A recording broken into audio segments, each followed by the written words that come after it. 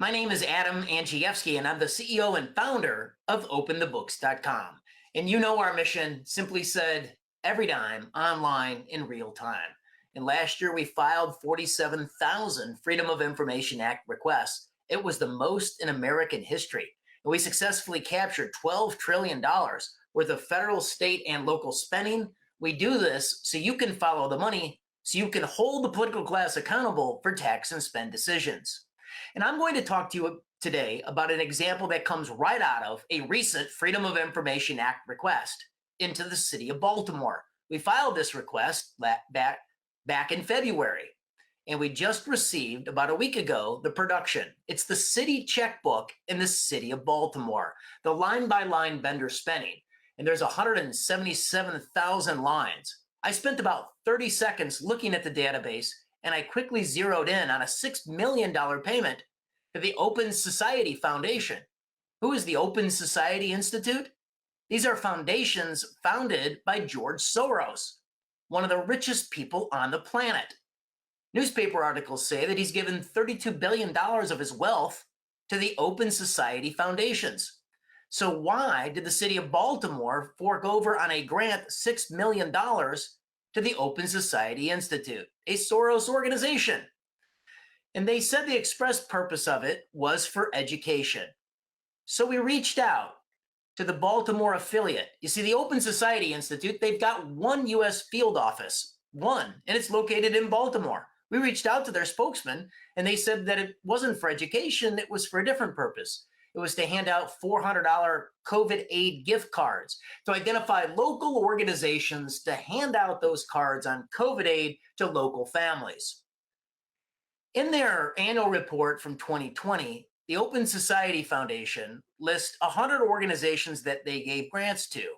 21 of those organizations, we did some research. They weren't in compliance with the state of Maryland Charitable Solicitation Act. Those organizations collected $1.5 million from the Soros organization. We actually looked up the Open Society Institute on the Maryland State Charitable Solicitation Database. The Secretary of State runs this. If you're a charity in Maryland and if you're soliciting funds, you got to properly register with the state.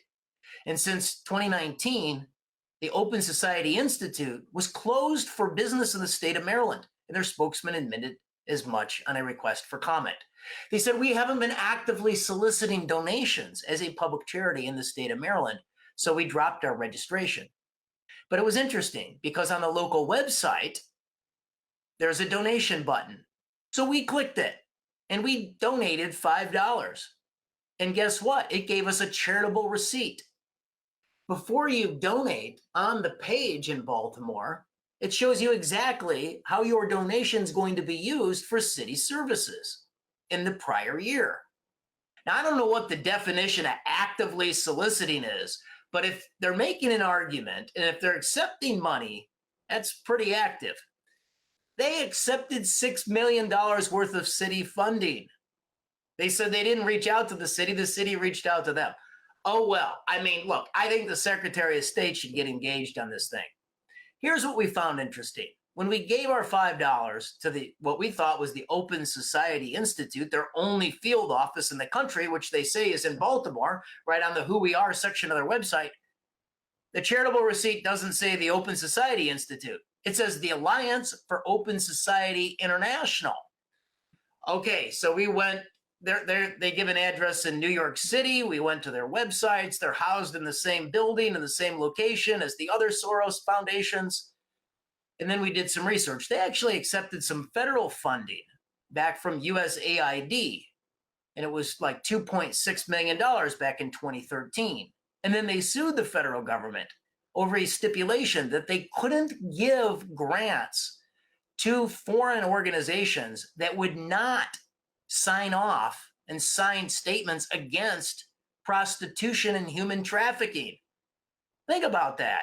They wanted to give grants to organizations who support de facto prostitution and human trafficking. They took that case all the way to the Supreme Court, citing First Amendment issues, and they lost.